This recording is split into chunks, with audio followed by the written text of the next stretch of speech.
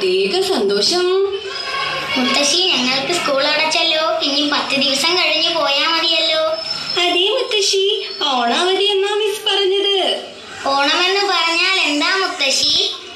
അപ്പുവിനറിയില്ലേ എന്താ ഓണമെന്ന്? മുത്തശ്ശി പറഞ്ഞു തരാട്ടോ. മലയാളികളുടെ ദേശീയ ഉത്സവമാണ് ഓണം.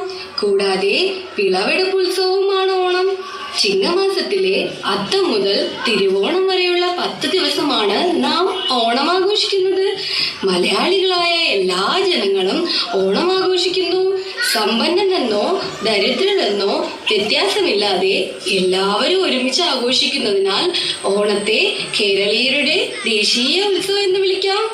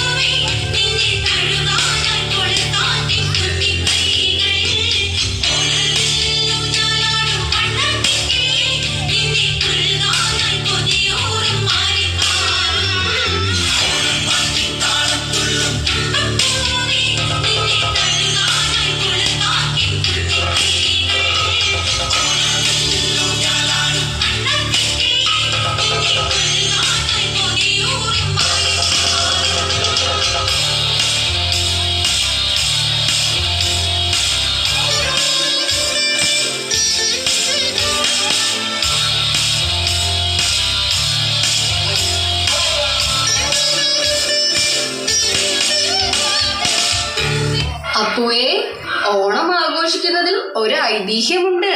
എന്താ മുത്തശ്ശി ഐതിഹ്യം എന്ന് പറഞ്ഞാൽ? അതെനിക്കൊന്ന് പറഞ്ഞു തരാമോ? അതിനെന്താ, എന്റെ അപ്പൂവിന് മുത്തശ്ശി പറഞ്ഞു തരാലോ.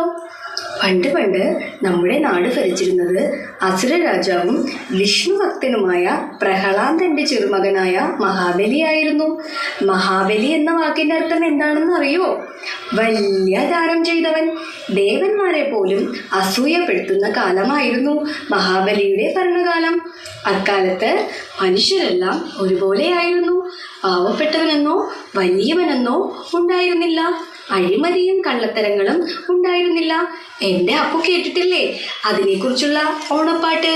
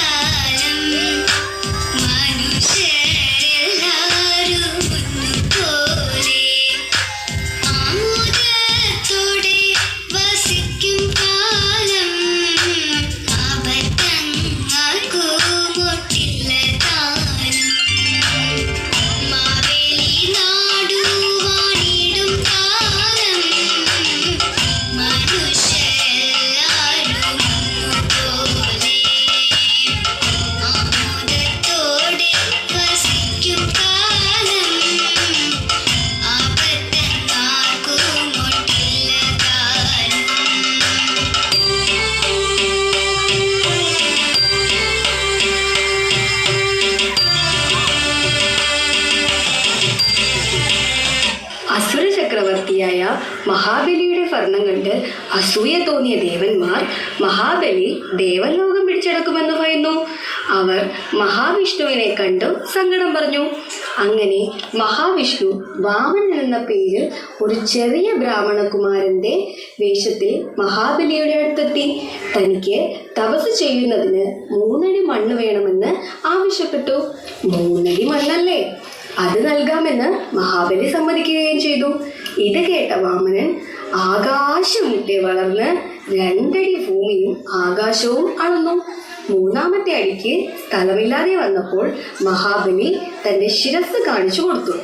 തന്നെ പാതാളത്തേക്ക് ചവിട്ടിത്താഴ്ത്തുന്നതിന് മുന്നേ അദ്ദേഹം ഒരു ആഗ്രഹം അറിയിച്ചു. തനിക്ക് എല്ലാ വർഷവും ചിങ്ങമാസത്തിൽ തന്റെ പ്രജകളെ കാണാൻ അനുവദിക്കണം. വാമനൻ അതിന് സമ്മതവും നൽകി. അങ്ങനെ മഹാബലി നമ്മളെ എല്ലാവരെയും കാണാൻ വരുന്നതിൻ്റെ ഓർമ്മയ്ക്കായാണ് നാം ചിങ്ങമാസത്തിലെ തിരുവോണ നാളിൽ ഓണം ആഘോഷിക്കുന്നത്. ജാതി മതഭേദമില്ലാതെ എല്ലാവരും വീട്ടുമുറ്റത്ത് പൂക്കളമിട്ടും ഓണത്തപ്പനെ ഒരുക്കിയും ഊഞ്ഞാലാടിയും വിഭവസമൃദ്ധമായ ഓണസദ്യ കഴിച്ചുമൊക്കെ നാം ഓണം ആഘോഷിക്കുന്നു. ദേ മുത്തശ്ശി മാവേലി